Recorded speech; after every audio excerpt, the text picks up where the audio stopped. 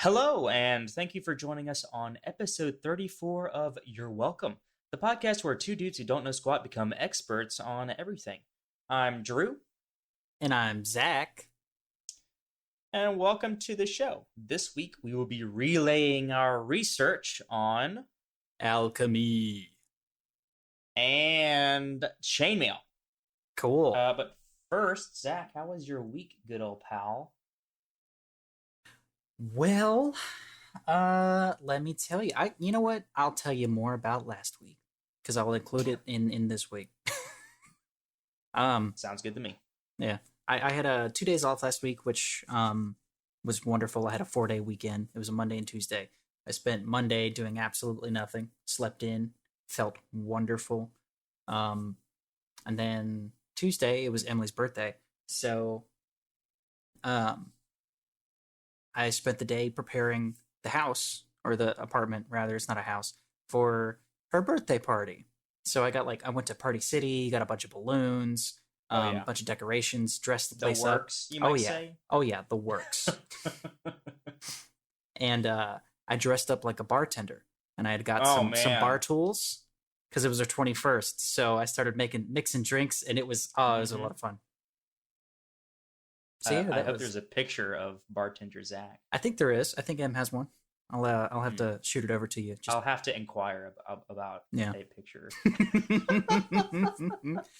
um, Great. One of the best drinks of the night, though. I have this strawberry nigori, which is a Japanese wine.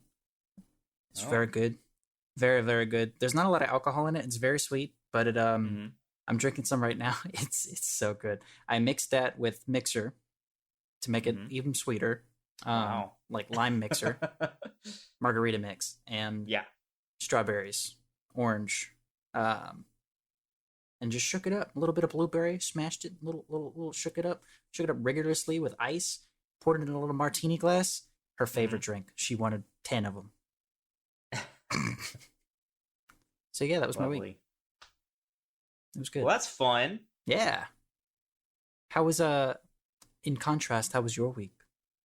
In contrast, you make it Because- sound like I had a terrible week. Clearly, your week was not as good as mine. Nah, I'm just kidding. How was your week, man? Well, over the weekend, we did a short little trip to Texarkana. Ooh. Essentially just to be somewhere other than where we live. Yeah. I guess just, I don't know, it gets boring to see the same old streets over and over and over again every day. Mhm. So, I mean, we essentially just did exactly what we would normally do, just kind of somewhere else. Oh, well, there you go. There's not too much to speak of in Texarkana, except a very lovely park. Oh, They which have, like, part? a huge, it's called like Spring Lake or something like that. I'll have to look it up. It's not really a lake per se, more of a pond, but there's like ducks and geese everywhere, and there's Oh, like yeah. mountains and stuff. It's great. Sounds like Anyway, we're getting close to finishing our first project as a team at work with, Oh, yeah. with me involved. My first complete project, There you go. which is a rehabilitation center. I don't know if I've talked about this or not. I think briefly. I know I talk about what I do, but Yeah. whatever. Almost done. So we'll be moving on to something else. There you go. Some new new empty walls to fill. Oh boy, yeah. So much fun. That's pretty much it for me. Well, diggity dang, there you go. Yeah. But yeah, I don't know. I guess let's just hop into it. Hop in. Yeah. Oh, okay. Take it away. All right. So, let me let me adjust my vocal register here. Alchemy, the science of understanding, deconstructing, and reconstructing matter. However, Oh man. it is not an all-powerful art. It is impossible to create something out of nothing. If one wishes to obtain something, something of equal value must be given. This is the law of equivalent exchange, the basis of all alchemy. For those of you who recognize that was Okay, from I'm an glad anime. we didn't. I'm glad that we decided not to keep that up the whole Yeah, no, I couldn't do that. That Okay. was rough. Continue.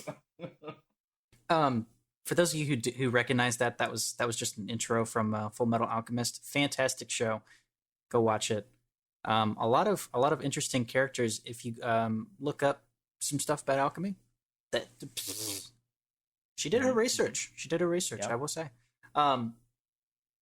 But really, alchemy is more or less a proto-science or pre-scientific tradition practiced and studied across Europe, Africa, China, and throughout Asia. Think of it like a magic-y science, but with a healthy dose of natural philosophy and a hyper-focus on perfecting matter and oneself. Oh, and it's most known for turning lead into gold and the creation of a perfect material, often called the Philosopher's Stone. So before we get into the history on it, I want to give you some core concepts on alchemy, which, let me tell you, some of them can be genuinely confusing. I have this book that I've been reading called Real Alchemy, A Primer of Practical Alchemy by Robert Allen Bartlett. I'm going to read you a quick excerpt from this little book here. Let's see. The One, reflecting on itself, creates the first movement towards polarity. The division of the One into the most subtle spiritualized energy and dense material energy. The One divided into spirit and matter. Today we might call this energy and matter, which are the same. So what does that mean? What is that? It doesn't tell you. It's just, it says it so matter of factly. It's like, okay, what do I do with this? But alchemy also states that the origin of all things, there is consciousness, and not the other way around. In other words, the universe as we know it was consciously created. Whether that's by a higher power or whatever, I don't know. Who knows? The alchemists believed that by understanding nature's laws and applying them to the practice of alchemy, of course, it's possible to remove the impurities and the energies of life can grow because of that, and move a subject and subsequently yourself towards perfection. A lot of alchemical texts do strive, and like the main philosophy behind alchemy across the nations are kind of mixed and talk about this movement towards perfection, becoming perfect, striving to reaching towards God, right? That kind of idea. Western alchemical theory corresponds to a long-gone worldview, mostly. Some people still practice today. The concepts of which were imported from Neoplatonism and earlier Greek cosmology.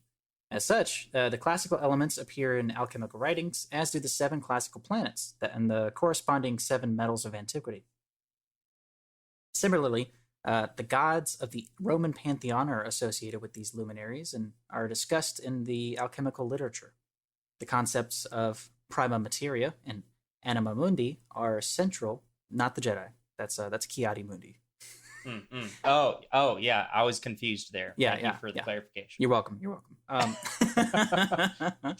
Anima mundi are central to the theory of the Philosopher's Stone. I'm going to talk about the magnum opus as another key moment here. It's an alchemical term for the process of working with the prima materia to create the Philosopher's Stone.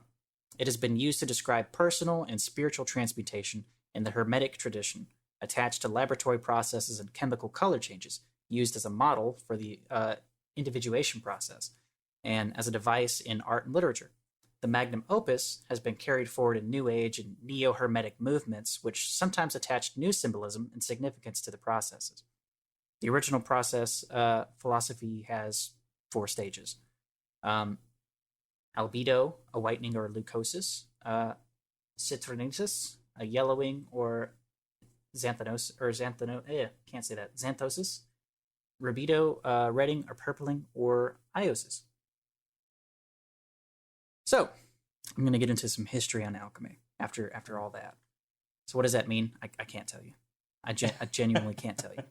But it has been said. So it has been said, and it's do with that what you will. It's in some books. It's in some texts that are kind of strewn and lost to time. So do with that. Yeah, do with that what you will. So, Alchemy, of course, spans several philosophical traditions spanning some 4 millennia in 3 different continents. These traditions' general use of cryptic and symbolic language make it hard to trace their mutual influences and genetic relationships. We can, however, distinguish at least 3 major strands, which appear to be mostly independent, at least in the earlier stages.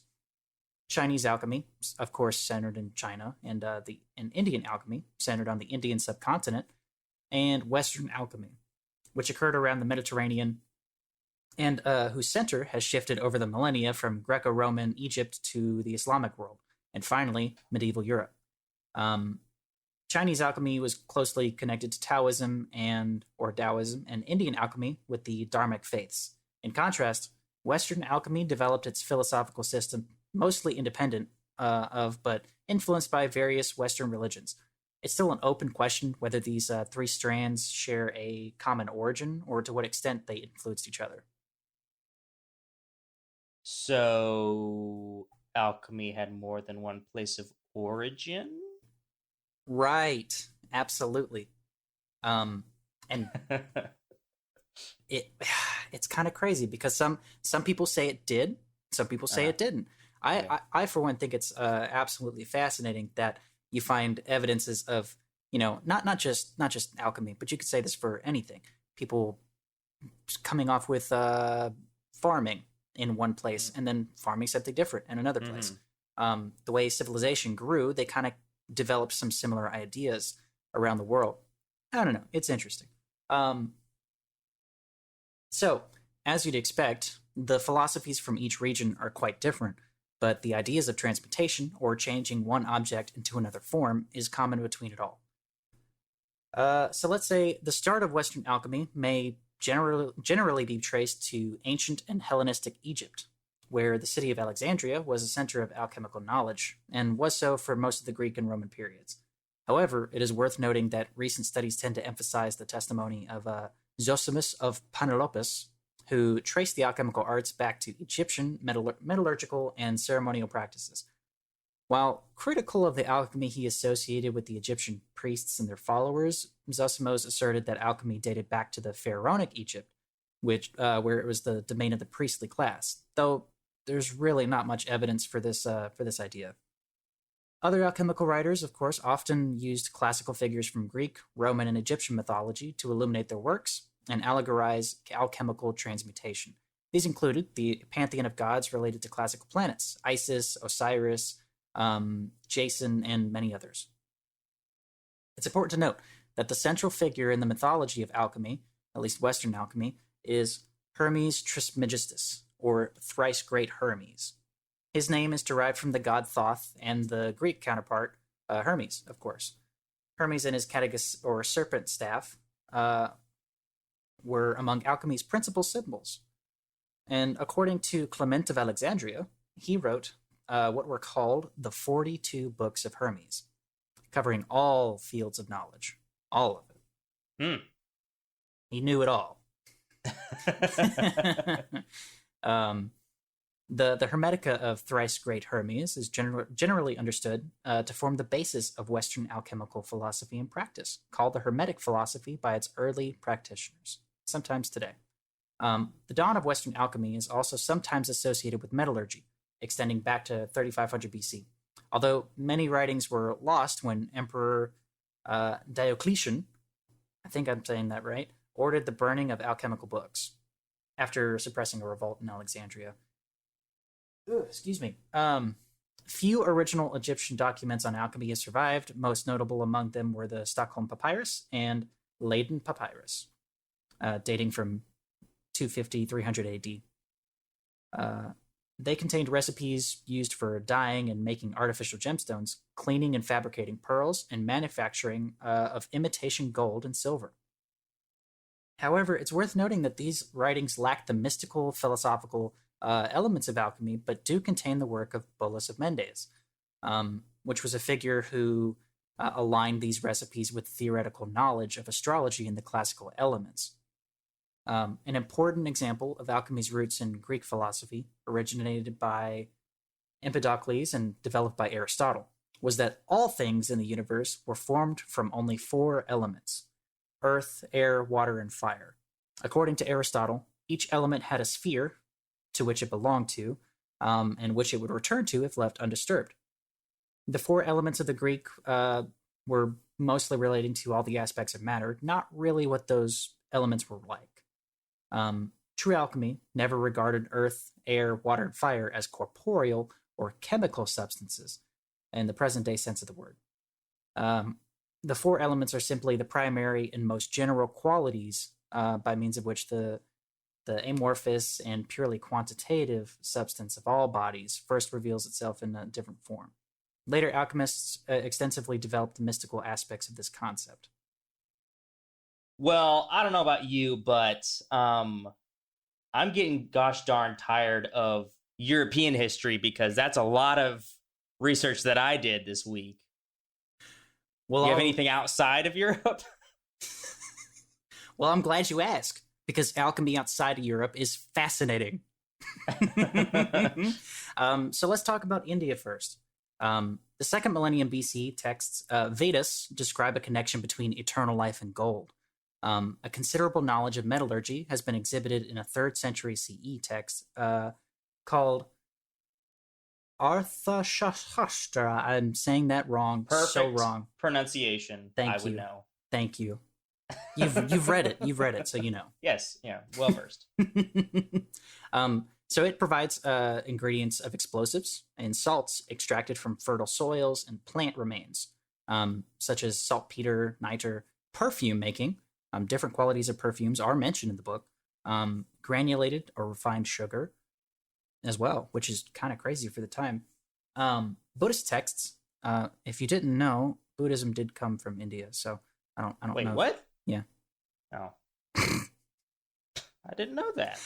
Oh, well, now you know. So the texts from Buddhism from the 2nd to 5th centuries mention the transmutation of base metals to gold. According to some scholars, Greek alchemy may have influenced Indian alchemy, but there are no hard evidences to back this claim up.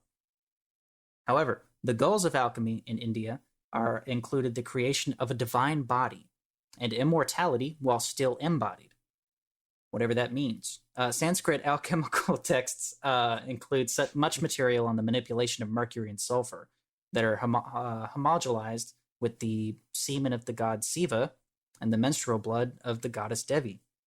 Sounds delightful. Yep. Yep. But don't take it from me. Take it from Islam, too. They picked up the conventions of alchemy as well.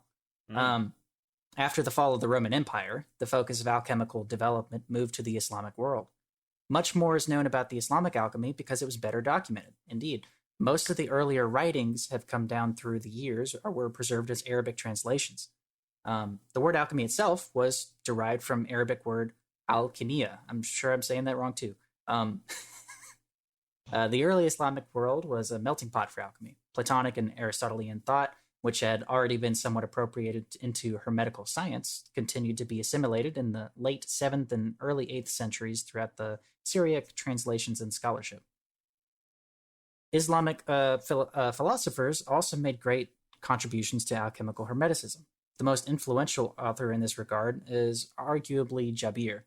Jabir's ultimate goal was takwin, the artificial creation of life in the alchemical laboratory, and up to, including, human life.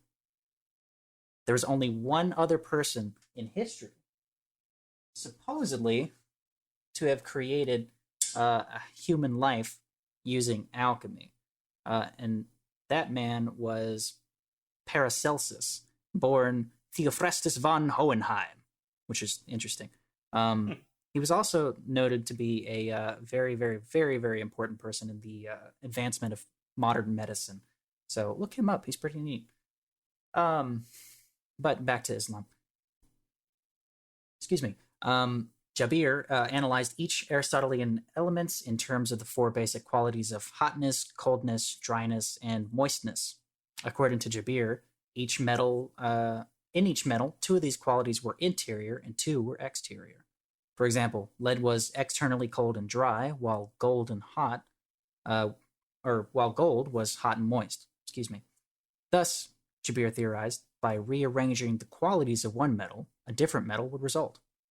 By this reasoning, the search for the Philosopher's Stone was introduced into Western alchemy. Jabir developed an elaborate numerology whereby the root letters of substances' names in Arabic, when treated with various transformations, held correspondences to the element's physical properties.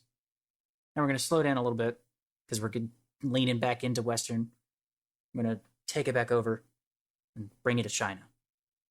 Mm-hmm. Whereas European alchemy eventually centered on the transmutation of base metals into noble metals, Chinese alchemy had a more obvious connection to medicine.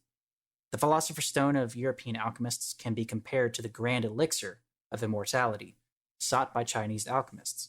However, in the Hermetic view, these two goals were not unconnected, and the Philosopher's Stone was often equated with the universal panacea. Therefore, the two traditions may have more in common than initially appears. But black powder may have been an important invention of Chinese alchemists.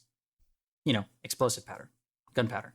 As previously stated before, Chinese alchemy was more related to medicine. However, it is said that the Chinese invented gunpowder while trying to find a potion for the eternal life.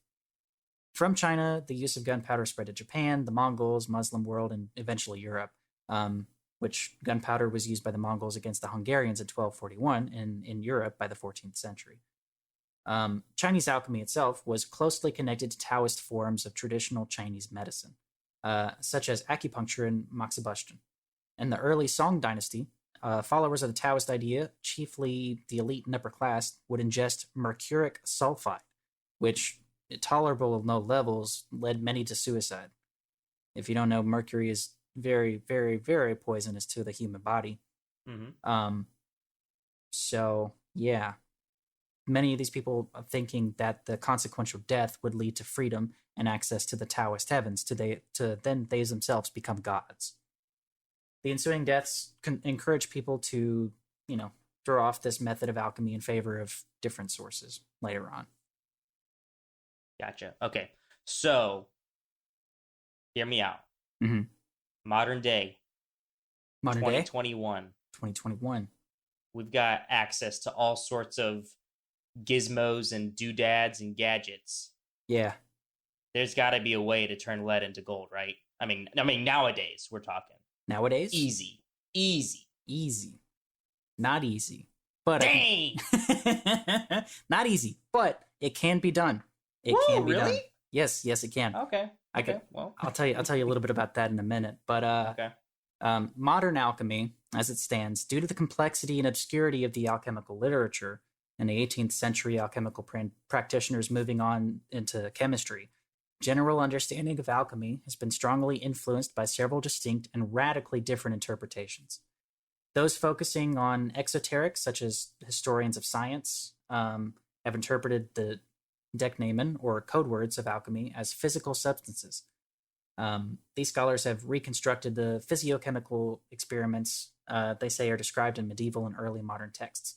At the opposite end of the spectrum, focusing on esoteric scholars, such as George Kalia and Anne-Marie Roos, who questioned the reading of Principe and Newman, interpret the same decknamen as spiritual, religious, or psychological concepts.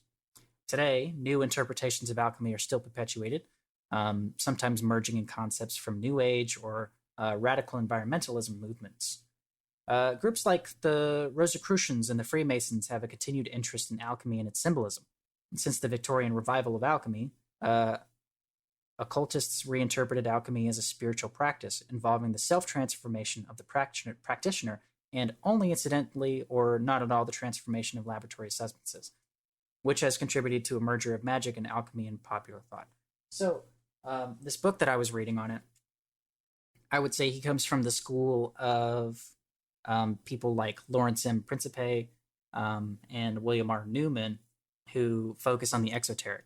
But in a weird way, this author, Robert Allen Bartlett, takes both ends of the spectrum and kind of merges it, saying that you can't have one without the other. So, I don't know. It is very fascinating. Does it actually work? I guess that can be up to interpretation. I mean, not really. The idea that Mr. Bartlett brought up in his book is that alchemy at the beginning was medicine that included the spiritual growth and power, right? Stating that chemistry, modern chemistry as we know it, is the separation of that chemistry and the spirituality of it. So, if anything, I would trust something that can be more easily replicated and done over and over again that's proven, as opposed to some alchemy stuff. So, let me tell you about some modern science. One goal of alchemy, right, as you know, was to turn substances into gold, like lead. It is impossible to do so by chemical means. 100% impossible. But it is possible by physical means. So it's not worth it to do it because it takes a lot of power and a lot of time. From what I understand, it's not financially worthwhile. But gold can be synthesized in particle accelerators, and they've been doing that since 1941. So it is possible to do it. It's just not worth it. Okay. So there you go. That's what I learned on alchemy. Well, there you go. Oh, okay. Makes sense to me. Particle accelerators. That was the answer all along. That's all they needed way back in the day. Need to do a whole episode just on that. Oh yeah, apparently. That might be the next topic. I don't know. Great. Well, I sure did learn a buttload. Thank you, Zach. You're welcome. Yeah, that was enjoyable. And if you are enjoying the show, fellow listener, please take the time to recommend it to just one of your friends this week. It really helps us grow. We don't have any sort of marketing money because we're poor. And we rely entirely on word of mouth. So if you would do what you can to help us, we would be very grateful.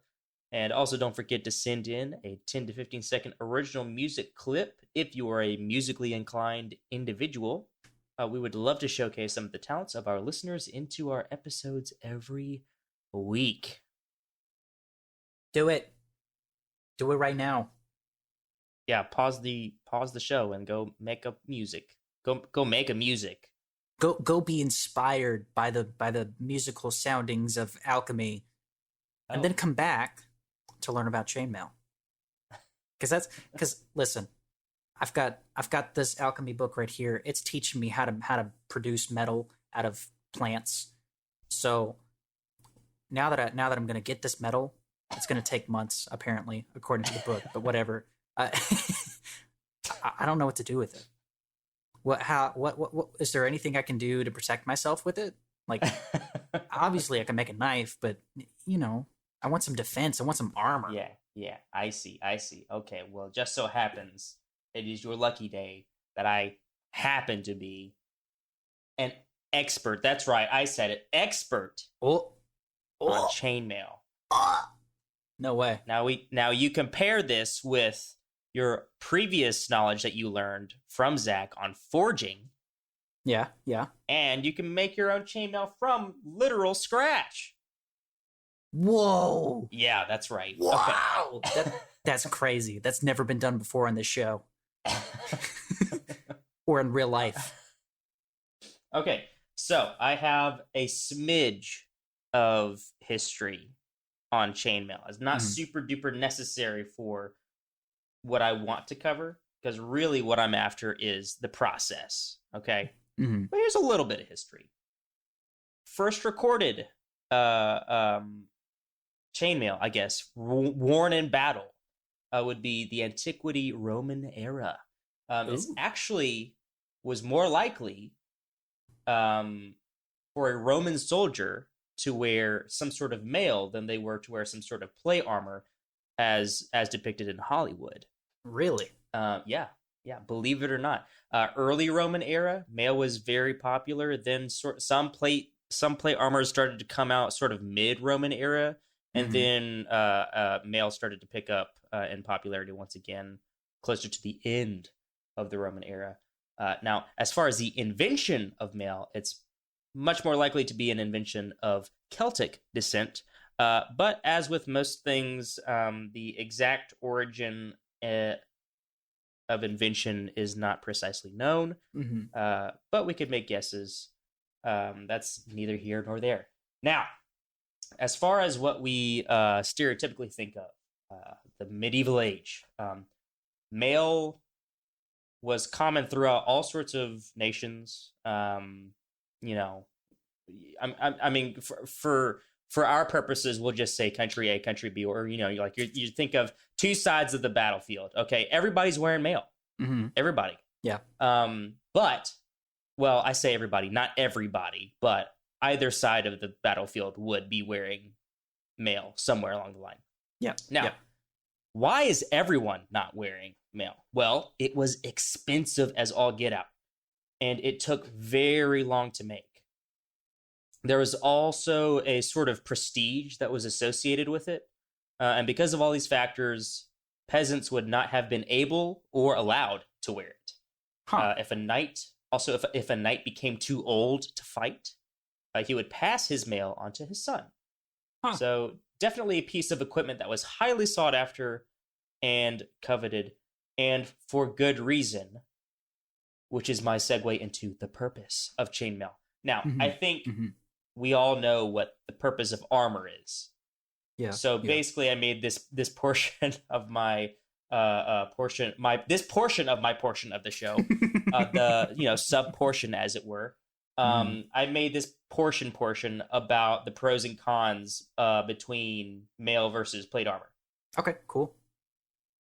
So mail, it's light, easy to move in, it's flexible, it's breathable. I mean, it's a piece of armor that has tons of holes in it, so you're getting all sorts of breeze through there, which is pretty handy for the unspeakable areas, and it's easy to take off and on.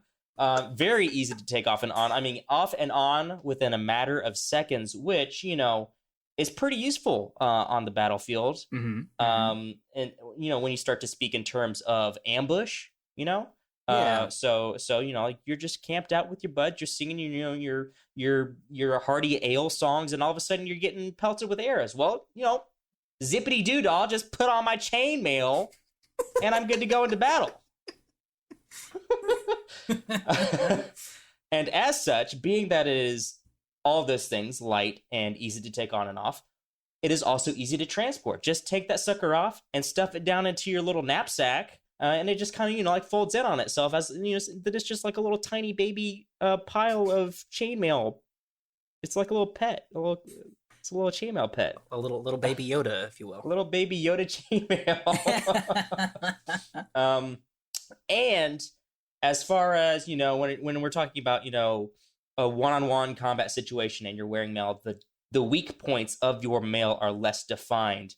Now, that's not to say that all points of your chainmail armor are the same. There are certainly weak points.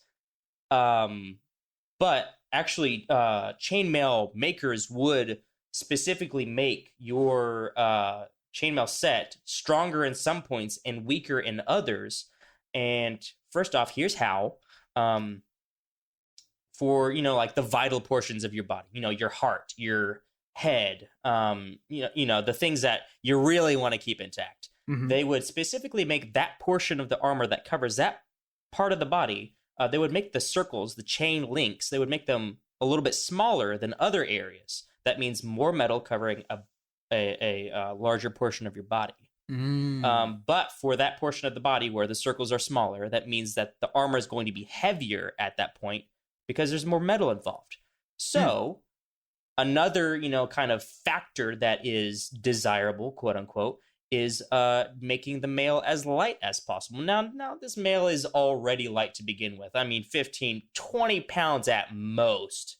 But if you really wanted to get the best bang for your buck and wanted to make the mail even lighter, then not so vital portions of your body, like your back, could be made with larger rings. That means that less metal is involved. So maybe your front side is a little heavier than your back. Okay, it's off balance a little bit, but overall, the vitals are protected and it's as light as possible. But all that to say, the weak points are still not evident, because it's, in the heat of battle, it's not really super easy to tell, oh, where are the small circles at and where are the large ones at. Yeah. So all those pros against one pro for plate, it's stronger. Huh. It's a lot stronger. And I listed all those pros for mail. Well, yeah, so those are all the cons for plate. It's not nearly as light as chainmail. It's not nearly as breathable. You are going to have movement restrictions. And it takes forever to get off and on, which is why, you have your squire to zip you up, so to speak. Yeah.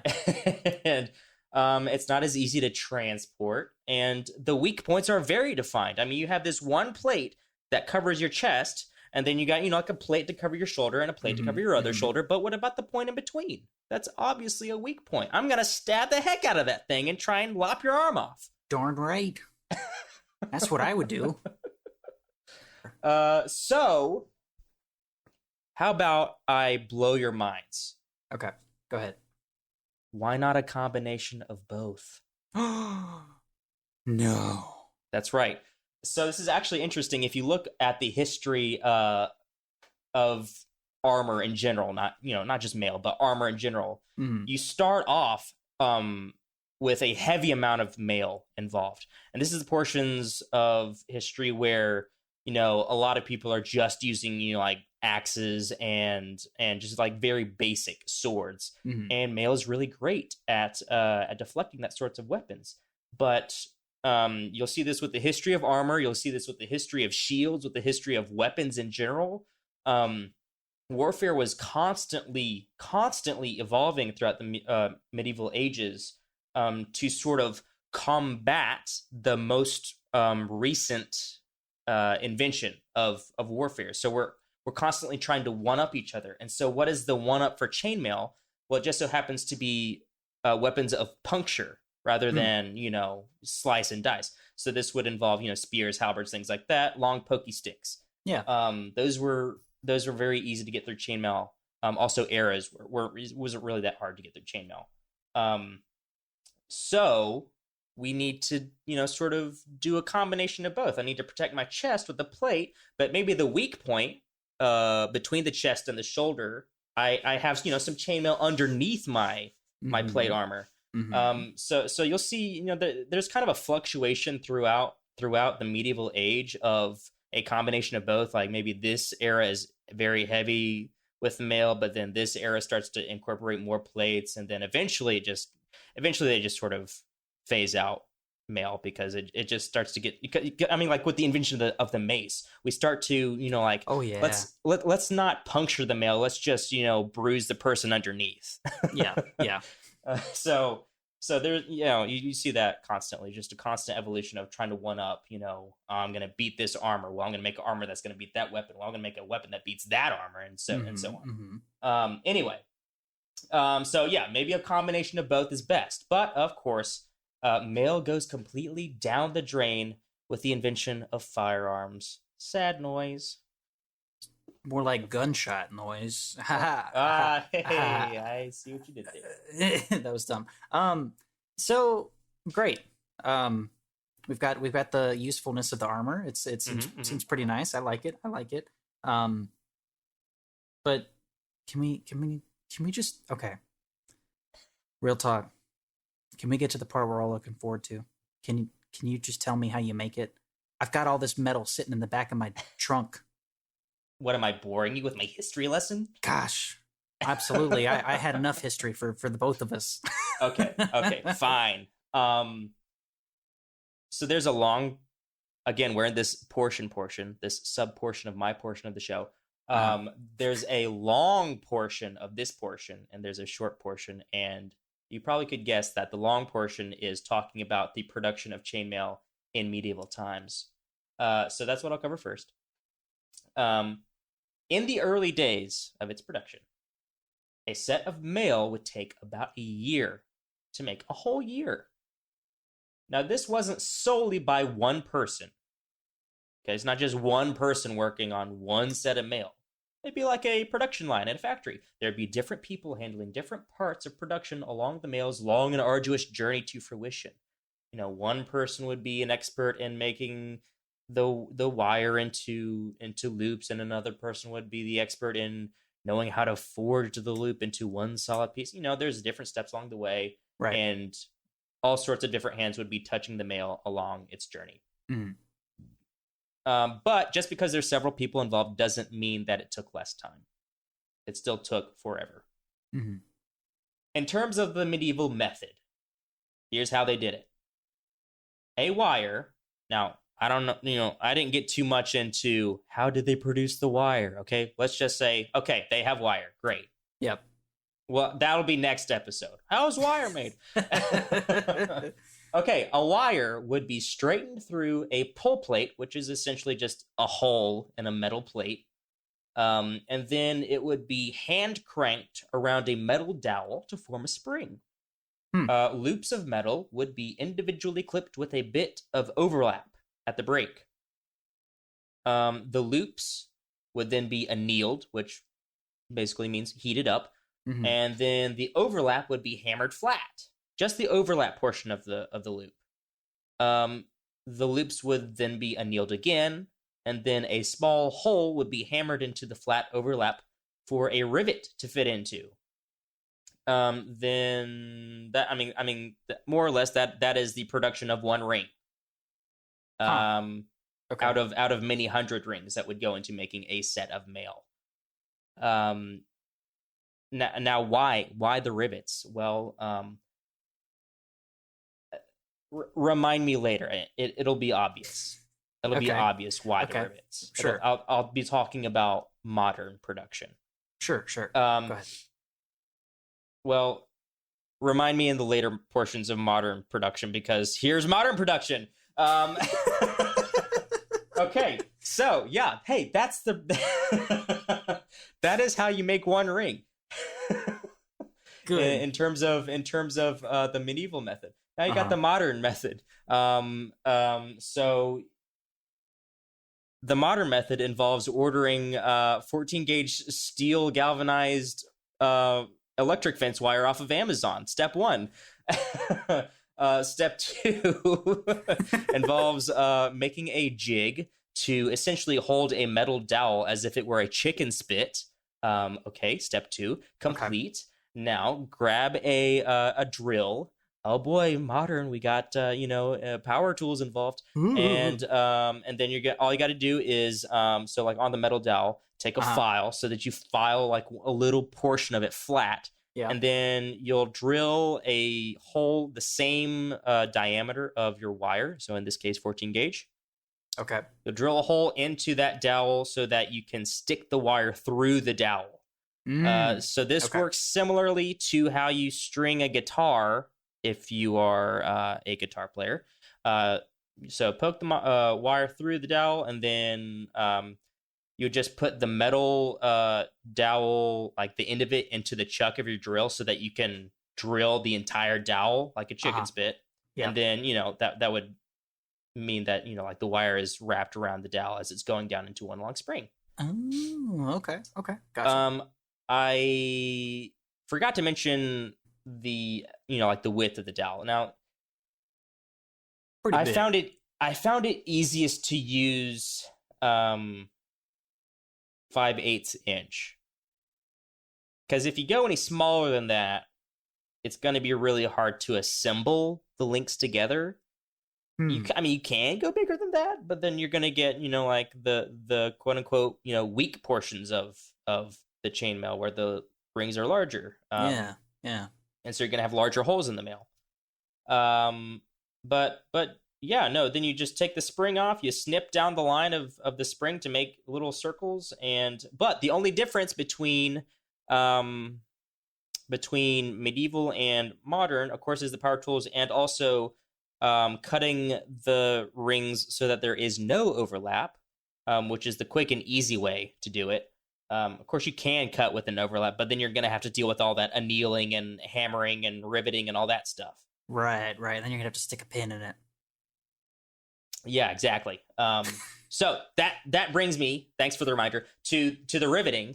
Why the riveting? Well, with the modern method, now that I've explained it, and no overlap in the loop, you're just you're just bending each individual loop together, right? Because they're not like, once you snip it down the spring, the either end of the loop is not going to be perfectly aligned with one another. You have to bend it into shape. Mm-hmm. And then once you put the mail together, then like each individual ring is going to have a little itty bitty tiny like sliver of space that makes up the either ends, which doesn't really work in actual combat, right? Because then your mail is obviously like super weak. You put it on, it's going to fall apart. Well, it's not going to fall apart, but any sort of hit that the mail is going to take, well, there's already little tiny splits in all of the pieces of metal, so it's going to it's going to break apart easier. Gotcha. So you got to rivet each individual loop if you're actually going to take it into battle, so that it doesn't just fall apart after one hit. There you go. Okay. As for the pattern of the mail, okay, great. You have all these loops, and you can bend them into shape and whatever. But how do you make the actual pattern that you see, a knight on the movies, wearing?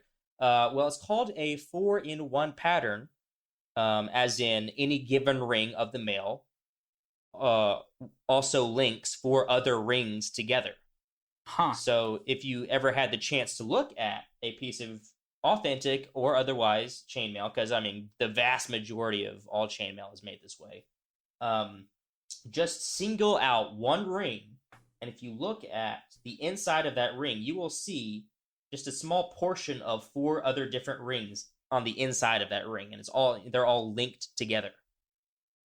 And so, that's the pattern. 4 other rings together. That is fascinating. That is interesting. Okay, so in that dialogue, you mentioned something that works best for you. So hold the phone. You're telling me that you've actually made chainmail right now. You've made chainmail. You've done it. You haven't told me. You didn't tell me nothing. I was saving it for show and tell at the end. I'm so sad. I think this is the first time that I probably have actually tried whatever I was becoming an expert in. Not true. Didn't you do geocaching? Didn't you try that? I did do geocaching, and I guess technically I did T. Yeah. I don't know. This one, the first one that I did that was difficult. Fun. Yeah. Okay, cool. So here's the viewers don't really get to see, but of course, once the episode airs, I'm going to post a picture of what I've made so far, and it's ever growing because you think I'm going to stop? Come on. You're going to make a full suit of, as the nerd that I am, at first I'm going to make a dice bag. For D&D. Yeah. That's so cool. It's an easy, that's a project that I can grasp. It's, the end is near. Because I don't know how long is a coif gonna make, let alone a dice bag. How long is the full torso gonna make? A year. Well, probably not that long. If I keep the same pace, because I've been working on this thing for obviously not 3 days straight, but I feel like I probably put an easy 6 or 7 hours of work into this. Mm-hmm. And I've got, I would say, let's count it out. 1, 2, 3, 4, probably 5 inches by 1, 2, 3, 3.5. 5 inches by 3.5. Enough to cover my face with. Maybe I'll go out in public and this will be my face mask. It's not doing a very good job of protecting me from any viral infection. No, it's not. But it looks cool. It does.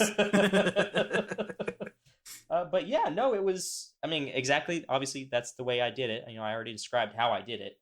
But I start, and actually, I can show you little pieces of. I can show Zach little pieces, and maybe I'll include these pictures as well. So if you're listening to this, you could probably go onto our Twitter page, which we'll link at the end of this. Well, not link, but we'll mention at the end of the show. Yeah.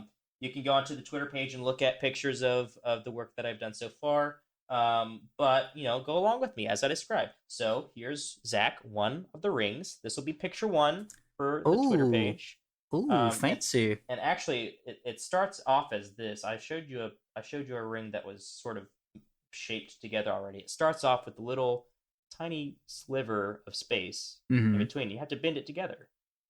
Okay, yeah, that makes sense. Then you get the one ring that's bent together, and then to make the 4-in-1 pattern, you have to, there's 5 rings involved, 4 in 1. So the I thought it was ring, just 4.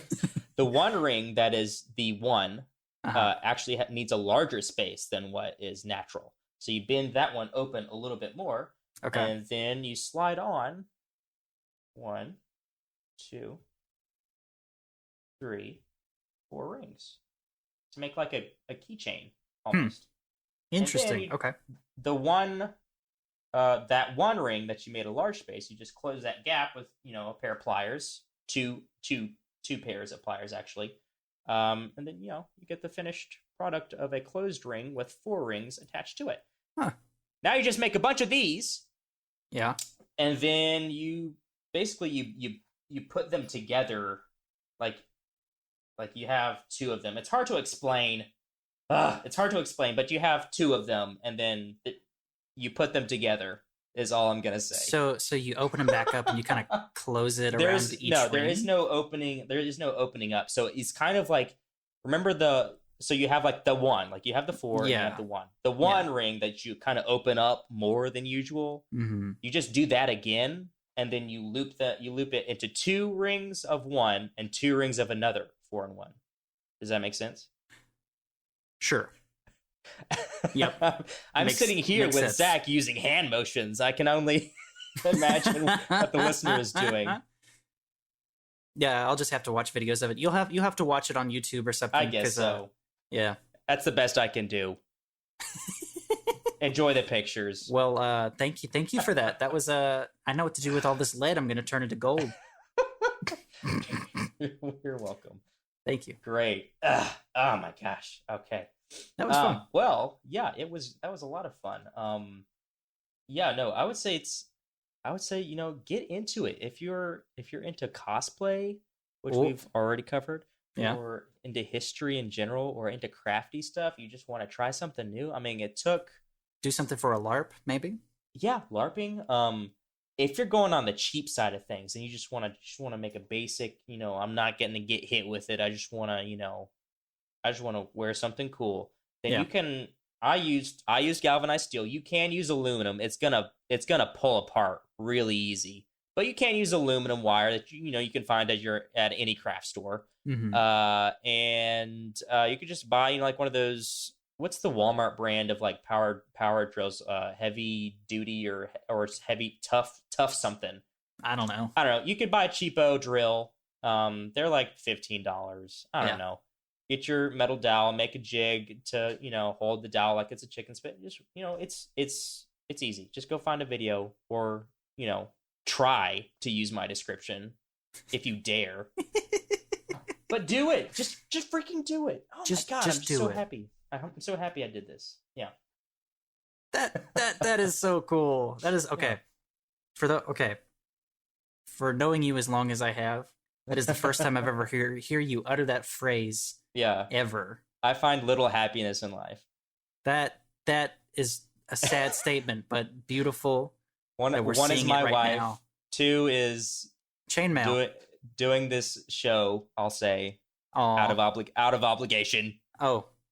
I begrudgingly say doing this show. Oh, it's No, doing the show is great, but I mean, the first couple of links that I started putting together, like I was so freaking giddy. I was like, "Oh my god, this is so freaking cool! Oh my god, that's awesome!" Yeah. Oh man. Oh, that's cool. Yeah. Well, talking about our next show, what I'm covering, I don't think I'll be able to try. Well, if you maybe do, I'll let me know. accidentally try it. Oh no! Oh no! I'm gonna do my best to to do some research over reincarnation. So a little bit more religion there for you. You know, I might do like a an interview, but like not like on the show. Like I might, you know, like I might have an actual source and be like, well, this person said, because I do know an expert on religion. So Oh, really? Oh, so maybe I'll interview that person on maybe. reincarnation specifically. Might be I'm interesting. thinking about it. It might not happen. Who knows? Hey Zach, what are you doing next show? I just picked one at random because I forgot to pick one for the show. No. I pulled it. No, I mean, of course I pulled didn't. it. Did you pull it out of the hat of interesting things to talk about on the show that we definitely don't have in our back pocket? What? No, I totally didn't do that. For emergency situations like this? Exactly. No, I would never do that. So I'm going to learn about train surfing.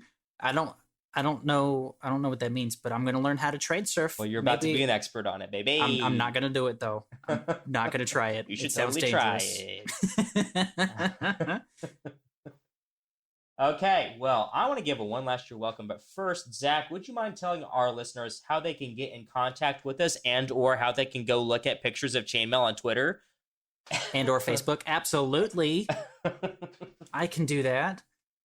So if you haven't already, go give us a follow on the Twitters at YourWelcomePO1. If you'd like to ask us a question about the show, what we're doing next, or if you have some general life advice that maybe you need some help on, I don't know, we may still do that. We can give you some life advice. We're young 20-somethings. We know everything. So shoot us a DM, tweet at us, send us something. I don't know, send us something cute. Just don't send anything weird. God. All you freaking weirdos. Freaking weirdos. Get away from me. Don't do anything stupid. Come on. No. You can reach us at YourWelcomePO1. There's no apostrophe in that. A more direct way to reach us is at our email. That's yourwelcomequestions@gmail.com. YOURE without an apostrophe. Again, welcomequestions@gmail.com.